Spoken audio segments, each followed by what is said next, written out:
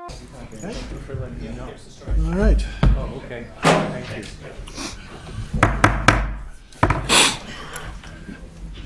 Oh, good evening, everyone. I'm Jed Morris, Chairman of the Finance Committee, and I want to welcome you to the Finance Committee meeting for Tuesday, January 16th, 2018. Director Hollab, would you call the roll? Certainly. Mayor Lansing. Here. Chairman Morris. Here. Alderman Beidler. Here. Alderman Rummel. Here. Alderman Newman. Here. Alderman Reisenberg. Here. Alderman Tack. Here. Alderman Moreno. Here.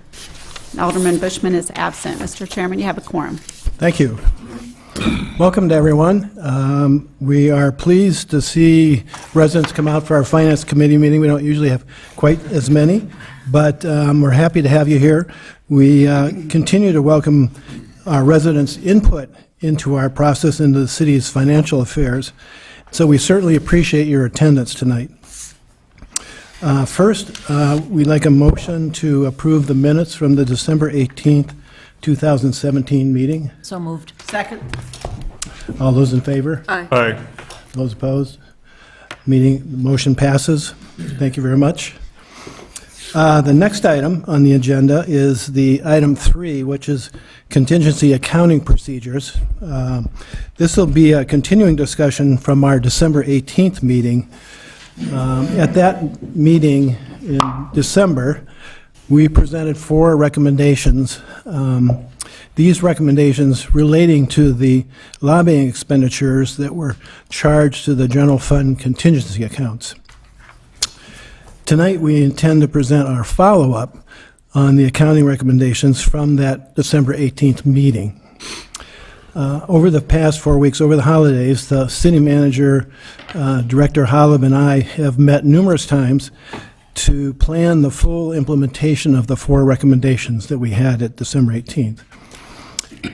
We specifically wanted to drive an accelerated implementation of the 4 Finance Committee recommendations from that meeting. And I can report that we are well on our way to completing the implementation of all 4 recommendations that we discussed last month. Director Hollab will report on our progress in her comments shortly. Tonight, we also will introduce 3 more financial recommendations. We believe these additional recommendations will be important in our effort to strengthen the city's internal financial management.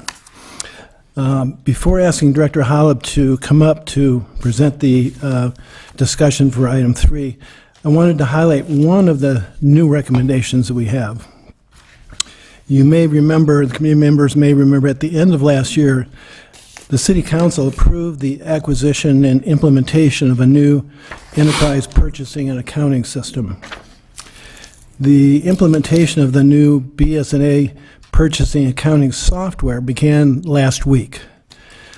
We believe that the finance team will complete the first purchasing and accounting module implementations in May, so about 4 months from now. The BS&A software will enable the finance team to closely monitor compliance with the city's procurement and accounting policies. As part of the implementation process, the city staff also receive extensive new training and guidance for performing the procurement and accounting tasks in their respective departments. The finance team will automatically generate compliance reports from this new system. Compliance reports will highlight any staff failures to follow our required purchasing and accounting policies. Those compliance reports will be shared monthly with the city manager and the Finance Committee chairman. Finally, we bring forward 4 additional new finance recommendations in the coming month to the City Council.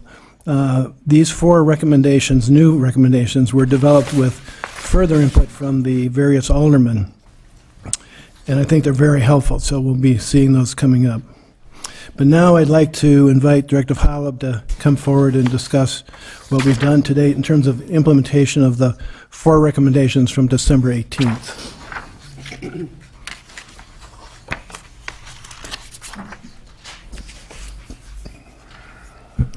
Thank you, Chairman Morris. As Chairman Morris noted, we will provide a status update on the 4 recommendations made December 18th, and also talk about 3 additional recommendations that we're making for the committee's consideration this evening.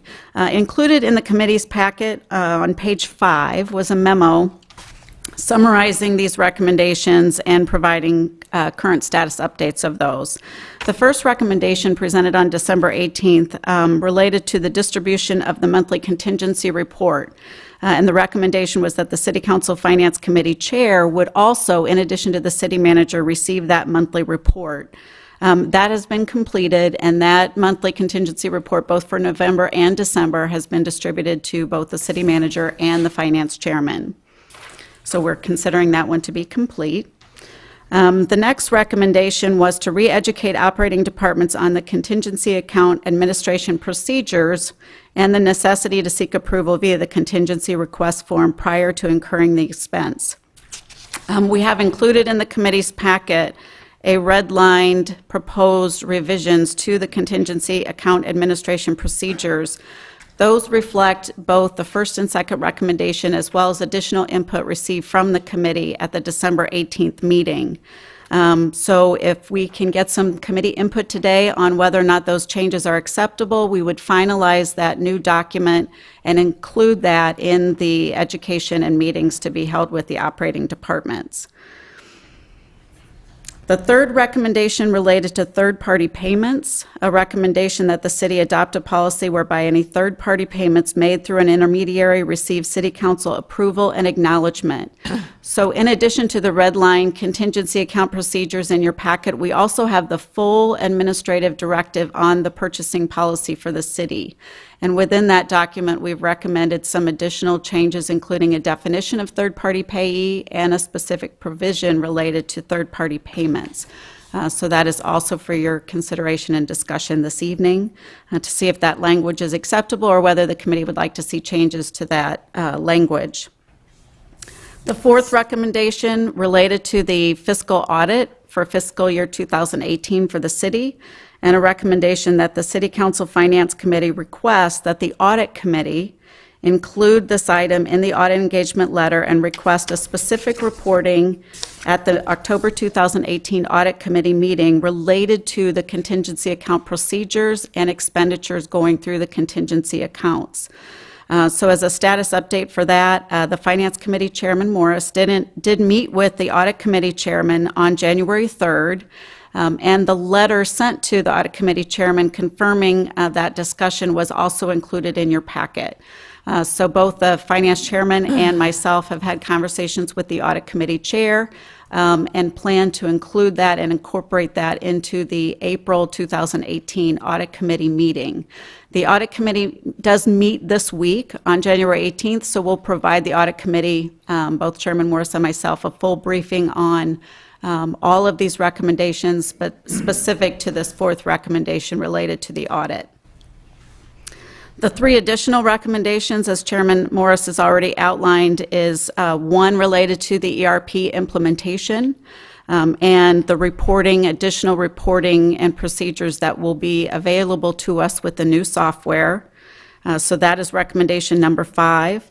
Recommendation number 6 relates to the departmental training, so that in addition to the re-education related to the contingency account and those procedures, we would also provide specific departmental training with each department related to the purchasing process, specifically including discussions regarding requisitions, purchase orders, encumbrances, invoice payment, contingency account administration, grant administration, and any other purchasing directive issues specific to that department.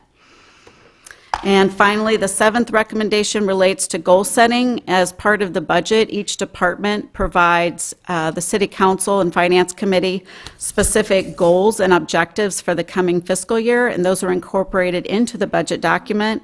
But the last recommendation is that the Finance Committee Chair will participate in that goal-setting process for the Finance Department specifically in regards to budget development for fiscal year 2019. Thank you. I'll open up for questions from the committee.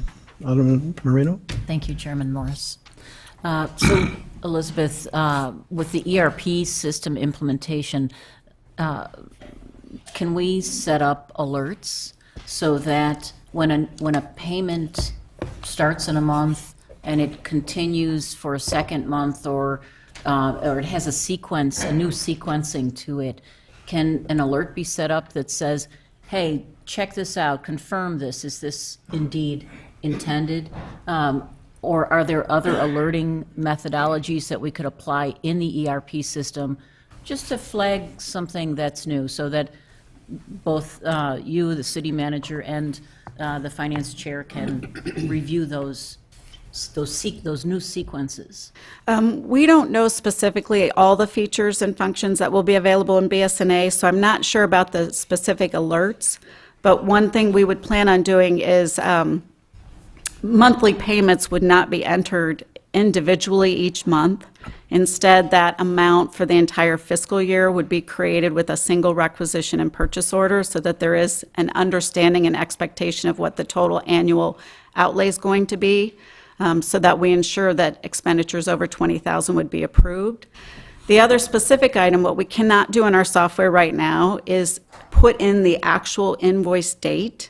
And we will have that capability with BSNA, and that will be important because we'll be able to look at requisition dates and invoice dates to ensure that the requisition process and purchase order process is indeed occurring prior to the invoice date, which would be after the goods or services are delivered to the city. So follow up, if you have an instance where an invoice date is not after a requisition date, how is that handled? Is there an exceptional management process to handle something? Yes, we should be able to run a monthly report. What the chairman and I have talked about is running a monthly report where invoice dates precede a requisition date and identifying those as exceptions to the purchasing policy.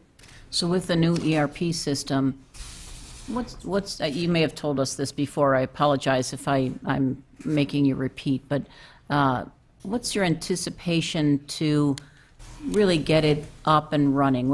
What's the process management chart look like to get that to a point where you're very confident about its functional capacity and or capabilities and your ability to manage the system? Sure. BSNA has suggested to us that based on what they know about our operations, they estimate about a 15-month implementation period for all modules. However, what we know is that general ledger and accounts payable will be the first modules implemented. And so right now, that's why we're estimating about May for that to go live, and that would allow us to have full knowledge of the capabilities of those modules in the next 4 months or so. And then you will report back to Chairman Morris, and it'll come back to the Right, we'll Finance Committee. continue our conversation. Thank you. Other questions from the, So are you comfortable with us asking questions now about those procedure documents? Absolutely. Okay, so, and I had sent you and Chairman Morris a question. So the contingency accounts administration procedures document last revised in May of 2013, and I asked if that was something the Finance Committee had seen, and you said no, that this document was only used administratively, so it was not reviewed by the Finance Committee or City Council. I would strongly encourage that do come before us, and maybe that's already included, is that already yeah, mentioned that's, here? yeah, All right, so that is, we're gonna Right. we're gonna be seeing that. How often are we gonna be looking at that? well, I think if there's going to be a change, and obviously you're going to see it, the question is, would you want to see it other times if it's repetitive? But we can Actually- talk about that in terms of what's a reasonable expectation. Okay, what makes sense? All right, and then the purchasing policies and procedures document, we reviewed that in May and made some changes then. How often would we have seen that and reviewed that before?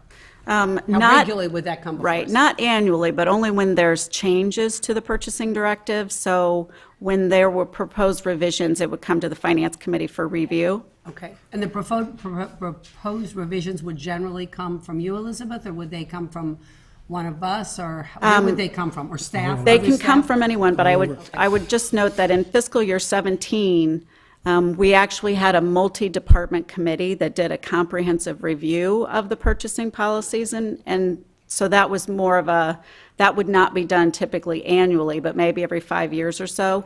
We recognize that once BSNA gets implemented, there will probably be logical revisions to the purchasing directive just based on how the system more works. often, yeah. But we just don't know what those are yet. I'm hopeful that we'll know for the April Finance Committee meeting and be able to bring back the May 2018 revision with all of that incorporated. Okay. I guess my instinct here would be to err on, I'm not looking for more things for us to do, but I think I would err on the side of being quite conservative. So, I mean, I'm not unopposed to annual for us to glance at these documents. They weren't long, they weren't onerous. We can see how they're working, certainly in the beginning, when we've made these changes. I'd like to know if they're doing what they hope they will do. So certainly annual review, I would think, would be. Sure, we can do that. Thank you. And we did include language in the proposed red line of the contingency account, I think based primarily on your input, Alderman Beidler, was that the contingency account administration procedures shall be reviewed annually by the City Council Finance Committee. Yeah, okay. So we could include similar language to the purchasing policy. I mean, if I imagine I'm not the only person who feels this way, so at least, No, we'll follow up on that, just, as you thank you, suggested. thank you. Further questions? Is there any proposed involvement by the audit committee In the, in the review of compliance to these new procedures? we haven't talked about that. I'm not sure they get that involved at that level of detail. Okay. Because that's really the Finance Committee, but we can Fine. raise that issue with the chairman Okay. and see what he says. Are these recommendations available online at this point? No, they're not. We can put them online, but no, they were brought here for an update for the committee, and we can put them in a document that we can post online. I suggest that we do that because, Okay. you know, this is certainly an important Sure. area, and I think a lot of residents have concerns about it as well. Sure, So I yeah. would suggest that we make it available online. Good. Alderman Moreno? Thank you. I'd like to come back to Alderman Newman's comment. I do think that we would get strong benefit from the wonderful audit committee that we have. I know that their purview is a much higher view. They don't get down in the weeds, but there's some nice firepower there that would help us to improve our systems. So I think that makes great sense. Yeah, we normally, each year, ask the audit firm to make recommendations to the audit committee in their management letter on anything they find or any suggestions they have. And that's filtered up through the audit committee to us. But we can reinforce that again. We can do that next, on the 18th. I'm actually thinking that having the policies and procedures reviewed by the audit committee itself. Sure. Because the members are from the community, and sure. they are very well experienced. Exactly. Thank you. Since you mentioned the audit firm, maybe it's more appropriate for the audit firm to test compliance. Well, they will be doing that. That's one of the expanded parts of their scope that we'll be talking about that was Okay. in the letter to the audit committee chairman to do that. It's exactly right. Other questions? Okay.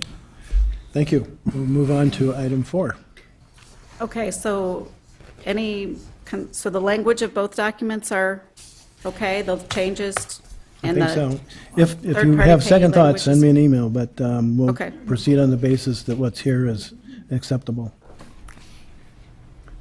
So you're going to do item 4? Going to do item, 5-year capital improvement update from the fiscal 19 budget. And the director will be commenting on the additional items that would go into the budget. Okay, thank you, Chairman. At the November 13th Capital Budget Workshop, the committee recommended that the city utilize $1 million in general fund balance reserves in excess of the minimum fund balance target in order to address some of the priority 1 not funded projects for fiscal year 19. So staff was asked to review that and come back to the committee with recommendations. So those recommendations are outlined in your packet, but specifically the $1 million in reserves are recommended by the city manager to be funding $750,000 for the North Beach Access Road project, $35,000 to increase the allocation for Gaslight's LED conversion from $35,500 to $70,500. $43,000 for fire radio replacement. $10,000 to begin project design on the Deer Path streetscape, and $162,000 for drainage and ravine improvements, with the Public Works Director being asked to develop a plan on how to allocate those dollars to high-priority projects.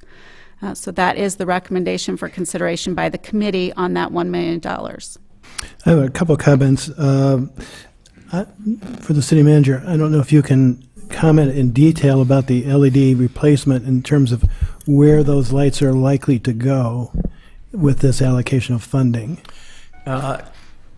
Alderman Morris, the committee or the staff right now is going to be making a presentation to the Public Works Committee. I think they have a meeting coming up on January 24th. And we're going to, at that meeting, talk about what of the areas of town we want to look at and begin the project, and then what the 5-year plan is, and so that we can give an indication to the council and to the community that this is sort of our rollout, and those are the areas that we want to take a look at. And staff will also be working with the Preservation Foundation, getting their feedback on what that process is and what the best locations might be. I know that the first year they're going to want to identify an area that they can work in without disrupting too much, because this will be new equipment for them with the underground boring equipment that will be required to make the change out and so forth. But they'll go into much more detail with the Public Works Committee on the 24th. Once the Public Works Committee has endorsed it, then we can bring back the plan to the full City Council. Thank you. I'm going to go on to another, but any questions on that point? I'd just like to make a comment on that, since that's my committee and we've been working on it. Sorry. As we're looking at this, the key piece in the beginning is ease of conversion, because these lights are not distributed in any rational way throughout the city. I mean, there's concentrations of them, along Green Bay and Western and downtown, and then we have them scattered, in isolation throughout the city. And so the beginning is how do we most efficiently utilize these funds, get sort of the most bang for the buck. The other thing I want to say about this is, because it sounds frivolous, so what are you spending money on converting gas lights to LEDs for? If you run the numbers on this, this is one of the few projects we'll do in the next few years that actually makes money for the city, and we've tested them, and even the Historic Preservation Committee has looked at this and said this is a very positive change and way of maintaining these lamps that reflects the city's character. So that's all I have to say about that. Very good. The other point I was going to raise on the drainage and ravine improvements, I know that Director Thomas is making inventory of our ravines to see where the greatest need is.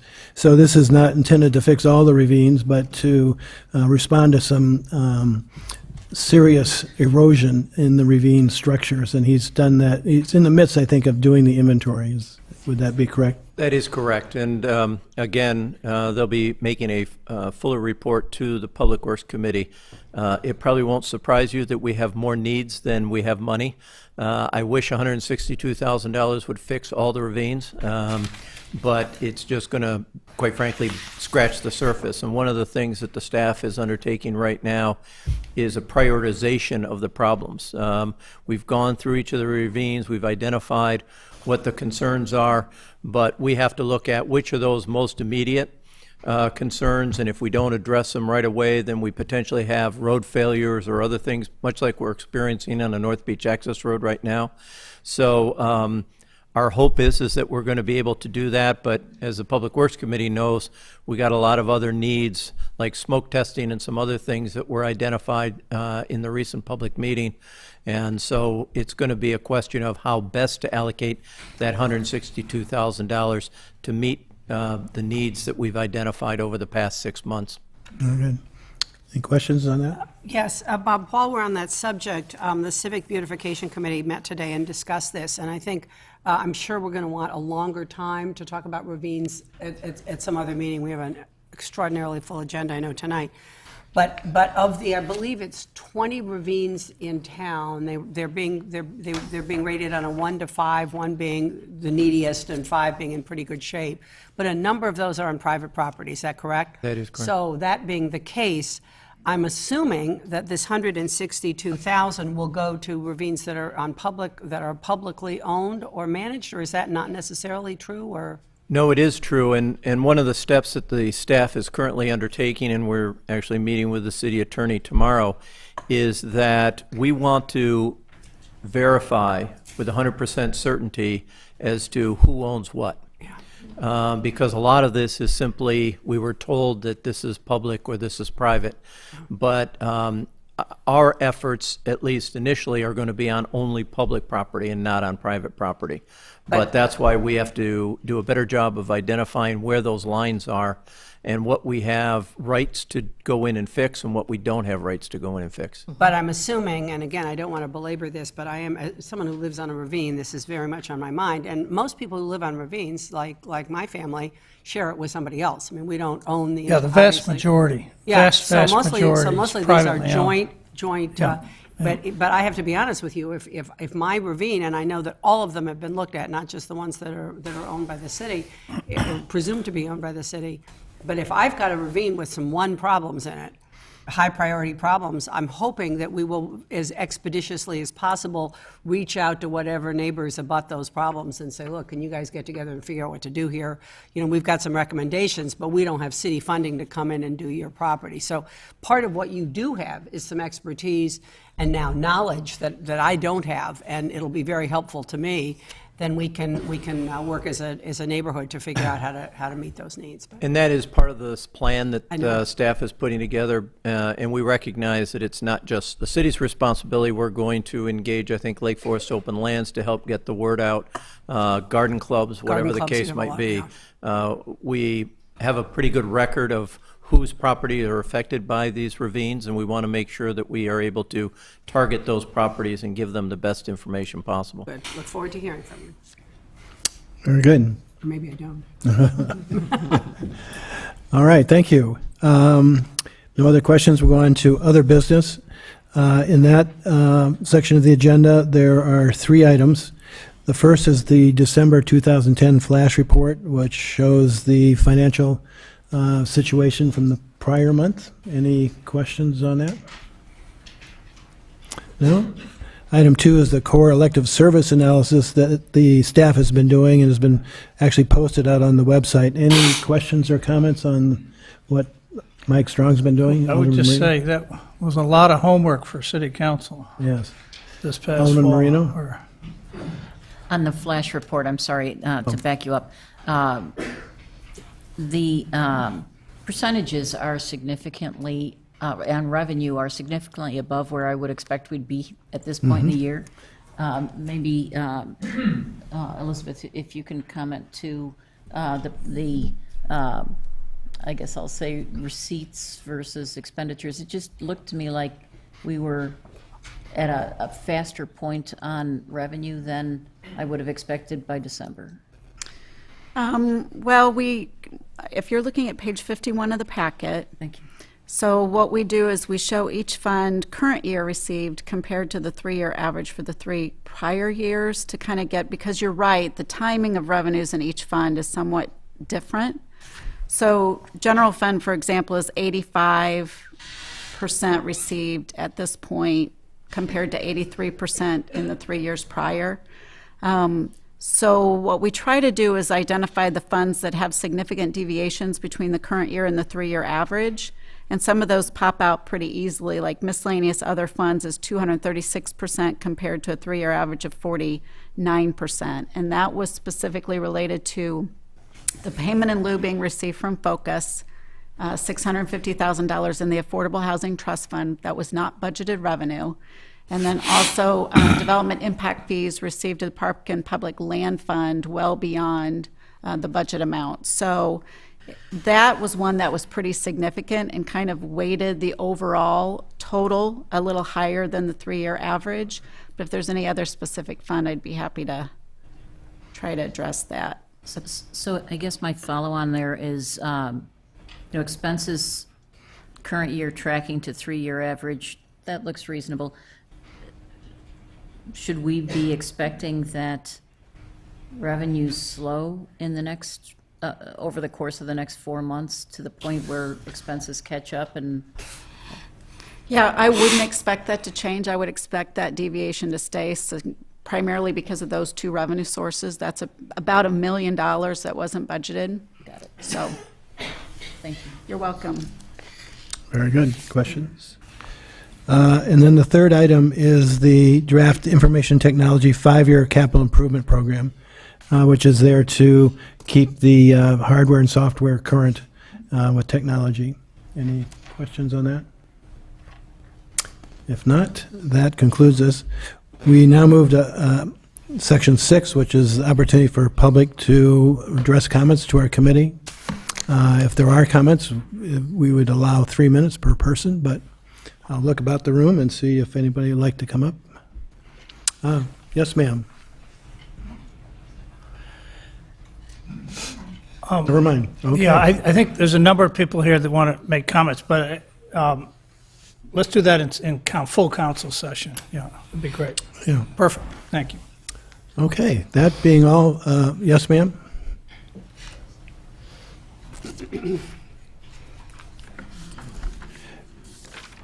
When you come up, would you give us your name and address so everybody knows? Good evening. My name is Rami Lopat, and I live at 410 East Woodland Road in the First Ward. I have a very straightforward question. And you threw me off a little bit with the word contingency. My question is, if you have a contractor that works for multiple departments over a year, and that contractor gets paid under $20,000 for each bit of work, but those pockets of money add up to real money over time, does that get flagged to the city council? Well, it depends on the project, because most of that work is bid out to contractors. It's not a bid process. If it's, well, it all has to be at some point. Professional service. Yeah, under a contract. So if it's, and I'll let the city manager and Elizabeth respond, but if it's a lawn maintenance, for instance, or something, and they're paying on a monthly basis, if that's what you're thinking of, or that kind of thing. Could be a surveyor, an engineer, a landscape architect, something like that. So we have, in the first council meeting of each fiscal year, the city council receives a list of recommended vendors. It's, I don't know why, but it's called the gray list. It's just, I don't know how that came about, but it's a list of vendors that are used typically throughout the year. So you might see Gewalt Hamilton, the city engineer firm, on there with an estimated amount of what is going to be spent during the fiscal year, and the city council approves that list at the beginning of the fiscal year. Now, if there is a gray list vendor and there is a specific project that in and of itself will exceed $20,000, that still has to come back for city council approval, even though you approved it on the gray list. So I'm not sure, Rami, if that's kind of the situation you're looking to, but so a particular vendor may be approved for the year in a much higher amount, and that is approved by council at the beginning of the year. Anything under 20 will not come to the city council during the year, but if there's a specific project over 20, then that will. No, it's when it's 20 from this department and 20 from that department and 20 from or multiple projects within a department. Right. So if. And you so don't really know should- that at the beginning of the year. These projects may come up over time. Okay. Is that considered So contingency? if it's a company, if it's a vendor not on the gray list that is not approved at the beginning of the year, then anything over 20,000 will come to council. But they may be doing multiple projects for multiple departments less than 20,000. And those would not come per the current purchasing directive. So at the end of the year, do you know how much money has been expended on that particular vendor? Yes. So And at the the city end- council knows that. At the It's end public. of the year, we're required to do an annual treasurer's report that are all vendors paid over $2,500 in the fiscal year. Okay. And we provide the finance committee a report both alphabetically and monetarily with the greatest amount spent down. And we actually provide you 3 or 4 years of historical information. So that is available, and we put those reports on the website. Okay, thank you very much. Sure. Thank you very much. Yes, sir. My name is Dennis Molmans. I live at 1100 Sir William Lane, and I'm looking at the 2018 capital budget, and I see that there was 16 million planned for expenditures for CapEx in this fiscal year. Now, you give us snippets, but you don't share with us what is the total plan for next year? Elizabeth, or For fiscal year 19, that is still under development. Now, I would note that the amount budgeted for FY18 is in the budget document. You can look at the list of capital projects that make up that budgeted amount. I saw that. I'm okay. asking what's planned for this coming fiscal year. Your 5-year plan had 8.2 million. Now, I'll assume the 1 million is going to be added to that, so we should be at about 9.2. Or are you going to be at 16 million, or God forbid, adding 13 million for an underground tunnel? So the committee reviewed a preliminary list on November 13th. They've tonight talked about the additional million. At the March meeting, you would look at operating budget. But when the budget document comes to you for approval in May, that list is included in that budget document for approval. Okay, I'm going to ask my question again. About how much? You can be within a million or two. I don't know. Off the top of my head, I don't know the number. I would have to go back to the November 13th packet to see what that report totaled.